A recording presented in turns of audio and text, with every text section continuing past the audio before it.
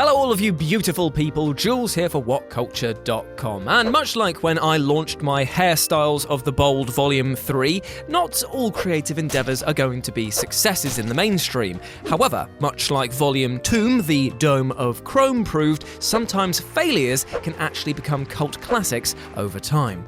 No one really knows what the sweet spot is to make a film hit that cult classic status, as some are just so bad they're good and others are simply overlooked gems, but if your film hits that stride, it can mean that people to this day and beyond will endlessly quote and reenact its scenes. So today we're going to look at films that didn't make a huge box office impact, but have been picking up steam for years to become rolling juggernauts. I'm Jules, this is WhatCulture.com, and these are 10 failed movies that became cult classics. Number 10, Natural Born Killers.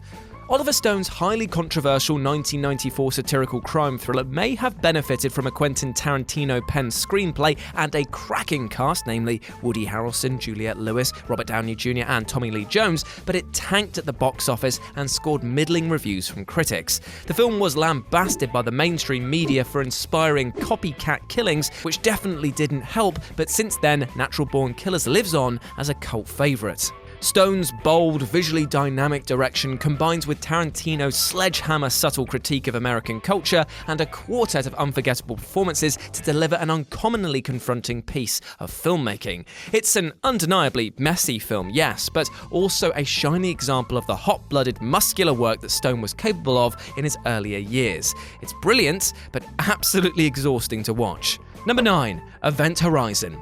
This grisly sci-fi horror flick is surely the best thing ever directed by Paul W.S. Anderson, despite the fact it didn't even crack half its $60 million budget worldwide and holds an inexplicably low 26% approval rating on Rotten Tomatoes.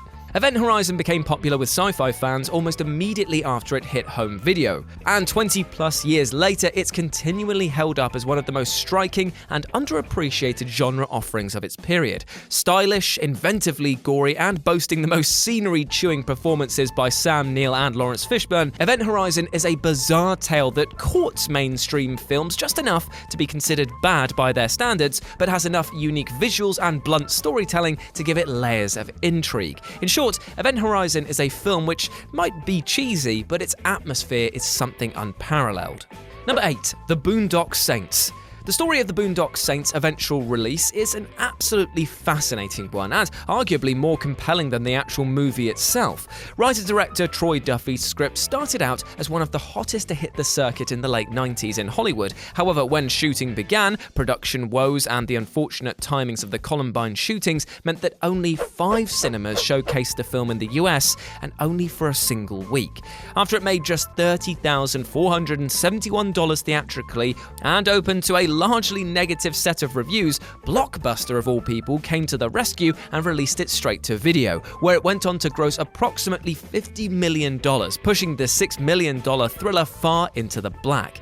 Critics hated it, and the film was sent out to die in cinemas, but the home video crowd fell in love with it. Maybe it was because the film played fast and loose with the concepts of taste and tone, maybe it was the gratuitous violence and bizarre characters, or maybe it was just because Willem Dafoe was utterly mental in it. Either way, thank you Blockbuster, may you rest in peace. Number 7, Dune. When David Lynch was ultimately hired for this job of bringing the story to life and ending up costing the studio $40 million to make, a staggering amount I might add, it was made even more painful when it opened to both brutal reviews and less than a stellar box office opening, which failed to make its money back.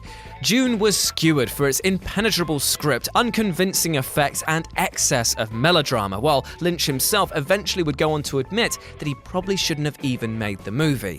And you know what? I hate that David Lynch was made to feel bad, as the man is an utter genius, and this film Dune, while being absolutely bat-balls mental, does not deserve the 55% Rotten Tomatoes rating it now has. And clearly, I'm not alone, as fans of the original novel and the film itself are now found everywhere, popping up like the giant sandworms shouting about how underappreciated this flick is. It's baffling to think that David Lynch got this amount of money to tell this particular story in the first place, as is the tale it's trying to tell itself, but it's a damn spectacle nonetheless, and I'm glad it's getting some love. Number 6, The Room. Director Tommy Wiseau may refuse to admit it, but clearly his 2003 romantic drama The Room was created as an earnest attempt at a prestige-worthy movie. Produced on an explicable budget of $6 million, the film scooped just $1,800 from its initial theatrical run, with reviews railing it for Wiseau's flat direction and inconsistent performance, as well as its melodramatic and incoherent screenplay. But this, of course, transpired into cult success years later, as the film's infamy went viral, and Wiseau himself took advantage by hosting retrospective screenings catering to those who took a perverse joy in the movie's hilarious badness.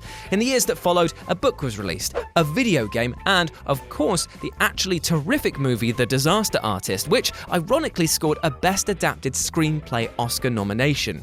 It's a terrific result for a movie which could have so easily faded into obscurity and been lost to time, but thanks to its unique, charming awfulness and Tommy's industrious promotion, The Room will endure for decades, if not longer, as the Citizen Kane of bad movies. Number 5. Heaven's Gate. Heaven's Gate is perhaps the most infamous example of filmmaker hubris that Hollywood has ever seen. Now, fresh off the Best Picture and Best Director Oscar wins for The Deer Hunter 2 years prior, Michael Cimino conceived an epic historical western which ended up quadrupling its initial planned budget as it ran wildly off schedule. The near 4-hour final film was a mind-boggling box office failure, grossing just $3.5 million against a $44 million budget. Its disastrous performance caused both the financial collapse of Studio United artists and the destruction of the director's career as a result. Fun stuff, right? To rub salt in the wound, it was also instantly scorned by critics, with many even deeming it to be one of the worst movies ever made. Ouch. However, that wasn't going to fly with those who saw the film's potential, as through re-edits and studio changes, the film has loped into the mainstream time and time again, getting slightly better responses each time. Though many recent reviews still contend that Heaven's Gate is a tough slog to get through, its sheer scale, ambition, and heart-on-sleeve emotion has won it a cavalcade of staunch defenders. It's not a film that you'd likely want to see more than once, but seriously, if you've got an afternoon to kill and want to be battered by the concept of intention, give this a go. Number 4. The Fountain. Over a decade before Darren Aronofsky confounded audiences and critics alike with Mother, he befuddled everyone with another glossy existential fantasy epic known as The Fountain, a film which marketed itself as a millennium-spanning meditation on love, life, and death. Ooh, how brilliant. Even with its fairly modest $35 million budget, given the ambition and visual majesty of the project, it tanked with audiences and failed to gross even half of its price tag, while critics remain kind of mixed on the whole bag. But just like Mother, the movie has its fans for sure, with Aronofsky's signature arresting visuals, loose spiritualist themes, and of course, a killer musical score preventing The Fountain from just fading into obscurity. If you can swallow down some of Aronofsky's more heavy-handed and arguably pretentious symbolism, there's a sumptuous emotional feast of a movie here, and you can almost watch it thrice in the time that it takes to watch Heaven's Gate, so there's that, I guess. Number 3. Showgirls. Fresh off the massive success of 1992's erotic thriller Basic Instinct, director Paul Verhoeven opted to helm this epic $45 million erotic drama based around your mum entitled The Maddest Shagger Alive, and was filmed entirely from the perspective of the cucumber that she shoves in there. I kid, it was actually called Showgirls and had nothing to do with your mum, that I know of. A movie which upon release became an instant scarlet letter for about everyone involved, and also yes, that's my one per list. Savaged by critics for its unintentional humour, awful performances, excessive length, Vicar, and actual lack of titillation, Showgirls went on to win 7 Razzie Awards, including Worst Picture, Worst Director, Worst Actress, and Worst Screenplay.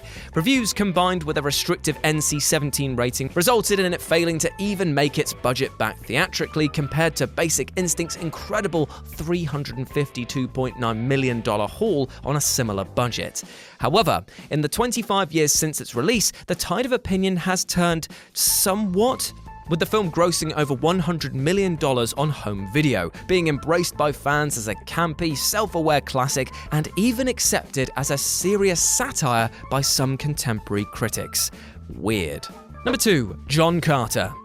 The live-action directorial debut of Finding Nemo and WALL-E's Andrew Stanton is one of the most colossal flops of the last decade, a $300 million plus sci-fi action epic that styled itself as the next Avatar. However, when it hit the big screens, it was met with an audible sigh from critics. I mean, sure, the film looked great, they said, but it was empty and bland throughout. Audiences weren't particularly enthused either, with the movie falling just shy of making its budget back, though in blockbuster terms it needed to gross around $600 million to actually turn a decent profit. And yet, almost immediately after John Carter was released, a cult of fandom emerged around it, enamored with its ambition, old-school charm, and unique style. Many lamented that it wasn't successful enough to get a sequel, and though it's not exactly regarded as criminally underappreciated these days, many fell in love with its singular aesthetic and throwback appeal. And number 1, Troll 2. Long before The Room, 1990 fantasy horror Troll 2 was agreed by pretty much everyone who ever watched it to be the best worst movie ever made. Though it was made under the title Goblins, it was marketed as a sequel to the 1986 box office success Troll, which it has actually no tangible connections to. Hell, Troll 2 doesn't even feature any trolls. It's all about goblins. Despite bombing at the box office and being universally scorned for its appalling writing, direction, and performances, Troll 2 won a second life as a viral online hit in the early 2000s. Ever since, Troll 2 has become a bad quote machine, and as much as it fails to be a serious horror film, its over-the-top crap factor has meant that it's endured way beyond it should have had any right to do. So for old time's sake, let's give it a resounding salute of, "Oh my God!" And that's our list. Thank you very much for listening. Let me know what you thought about it down in the comments section below. What other craptacular films do you think deserve a cult status? And if you want to chat more with me, you can do so over at RetroJ on Twitter. As always, I've been Jules. You have been awesome. Never forget that. And I'll speak to you soon. Bye.